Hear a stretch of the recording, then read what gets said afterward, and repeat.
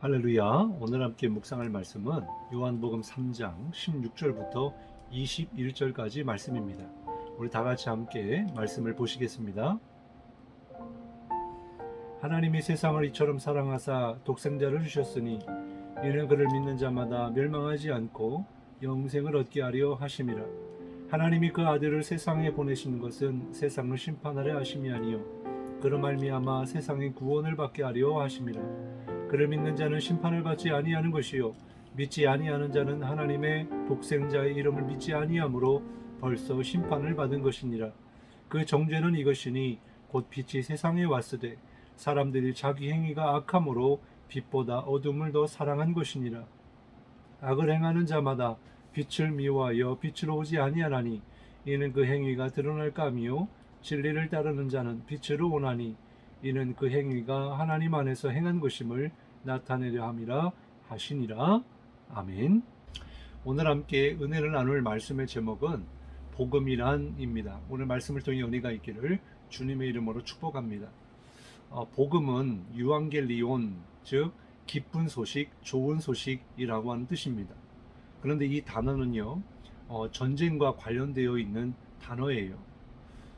과거에 고대의 전쟁이 나면 전쟁이 어떻게 이루어지고 있는지, 지금 누가 이기고 있고 누가 패하고 있는지 알 수가 없었습니다.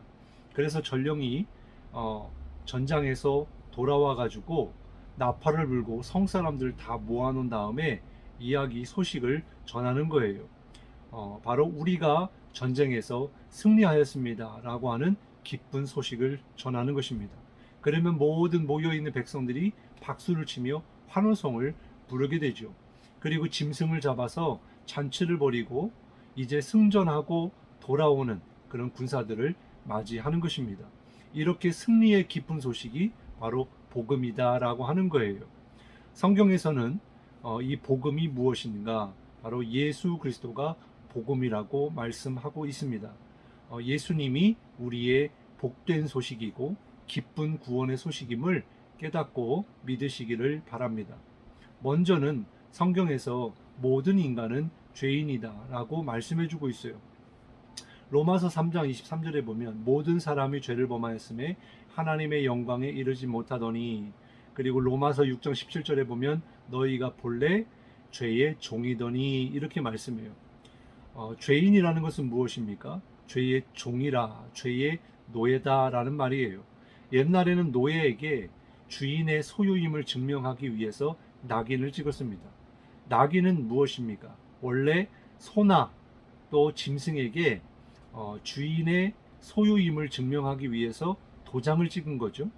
사람을 노예로 삼아 이와 같이 낙인을 찍어서 주인의 소유임을 증명했다라는 것입니다.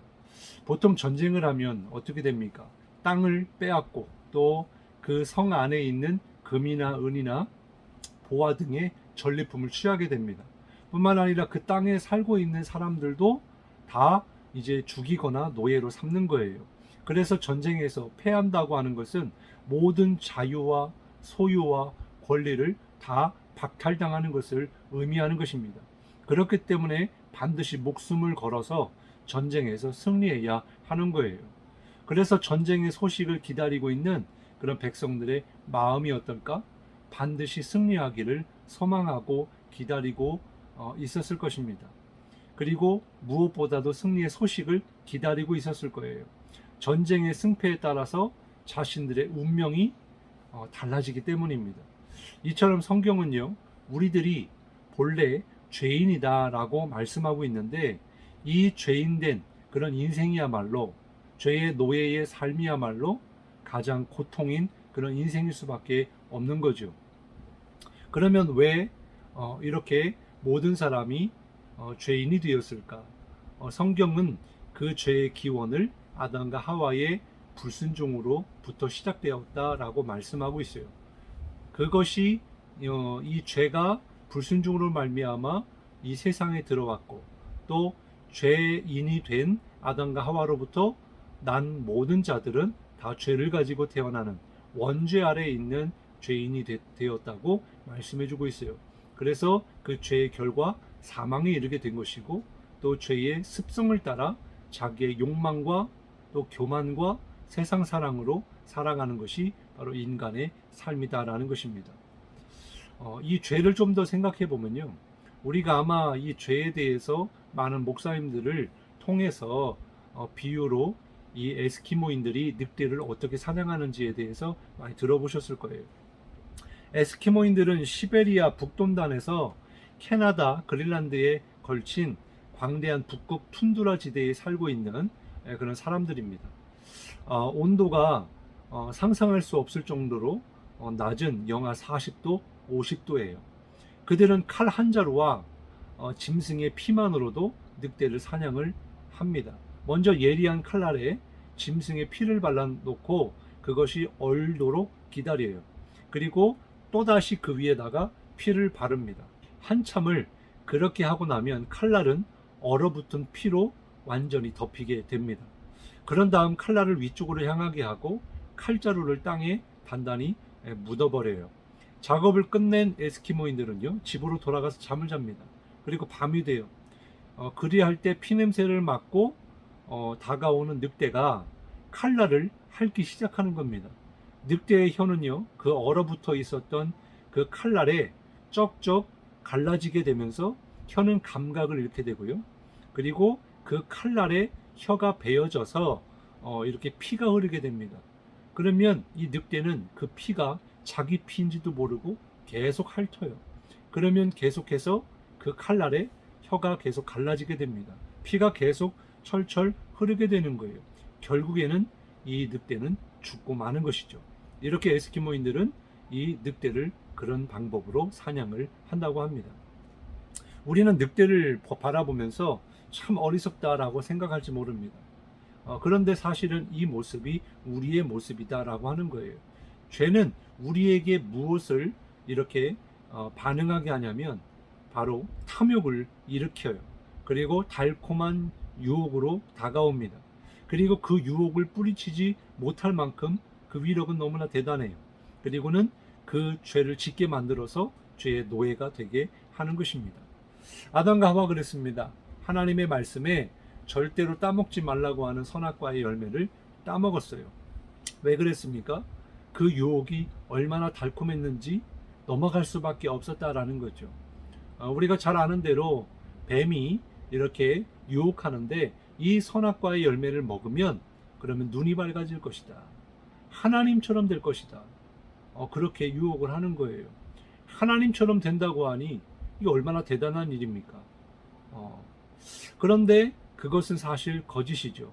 아무리 사람은 아무리 노력을 해도 하나님이 될 수가 없어요. 하나님은 유일하신 영원하신 생명의 하나님이십니다. 근데 그 유혹이 너무 달콤해서 넘어가고 만 거죠. 하나님의 말씀, 하나님의 명령을 어기고 만 거예요. 불순종으로 인해서 그들은 죄를 범하게 된 것입니다.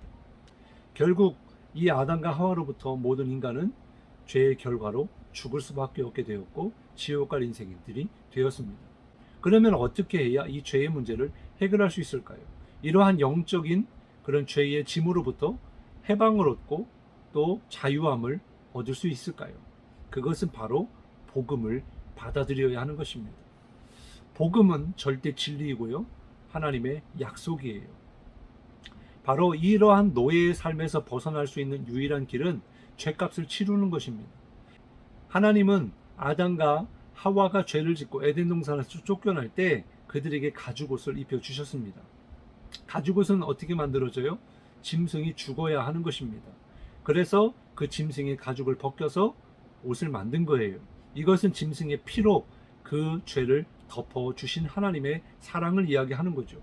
히브리어로 구속이라고 하는 것은 덮는다라고 하는 뜻입니다. 우리가 구원을 받는다는 것은 바로 이와 같이 죄와 허물을 덮어주는 거예요. 구약시대에는 짐승을 잡아서 죄와 허물을 덮어주었습니다. 근데 이것은 영원한 그런 구원이 아니었죠. 예수님이 오신 이후에는 예수님의 십자가의 보혈로 우리의 모든 죄의 허물을 완전하게 덮어주셨습니다. 이게 바로 십자가의 보혈의 능력이에요. 십자가의 보혈이란 바로 우리의 죄값을 예수님이 대신하여 십자가에서 죽으셨다라고 하는 거예요. 이것이 복음입니다. 에베소서 1장 13절에 보면 그 안에서 너희도 진리의 말씀 곧 너희의 구원의 복음을 듣고 그 안에서 또한 믿어 약속의 성령으로 인치심을 받았다라고 말씀하고 있어요. 우리는요 육체로만 만들어진 존재가 아닙니다. 우리 안에는요 영이 있어요. 영혼이 있습니다.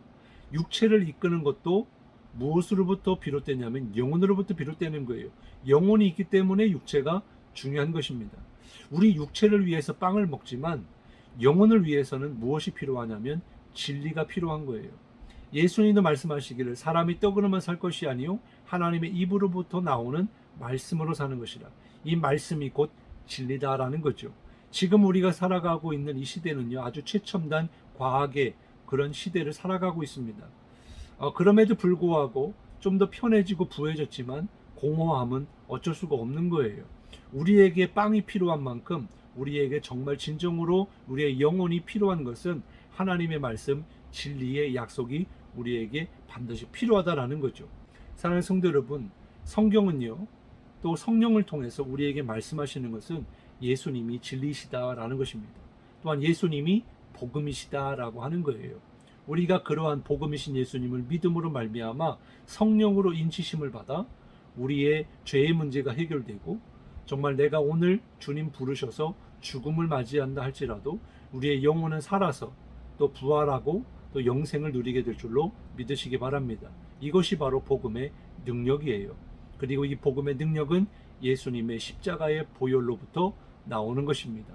우리를 위하여 죄값을 해결해 주신 그 주님의 은혜를 우리가 오늘도 기억하고 또 감사하고 우리의 모든 죄와 허물을 다시 한번 회개함으로 주님의 보혈로 깨끗해지는 그런 역사가 있기를 주님의 이름으로 축복합니다.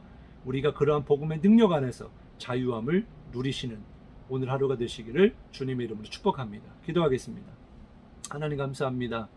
오늘 복음이 무엇인지 그리고 복음의 능력이 무엇이고 지금 그 복음이 나와 어떤 상관이 있는지 말씀을 통해 깨닫게 하시니 감사합니다.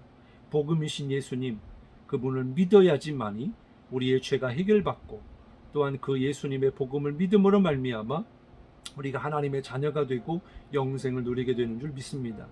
자유케 하시는 주님 오늘도 우리의 삶 가운데 임하시고 함께 동행하여 주옵소서. 감사드리며 예수님의 이름으로 간절히 기도드리옵나이다.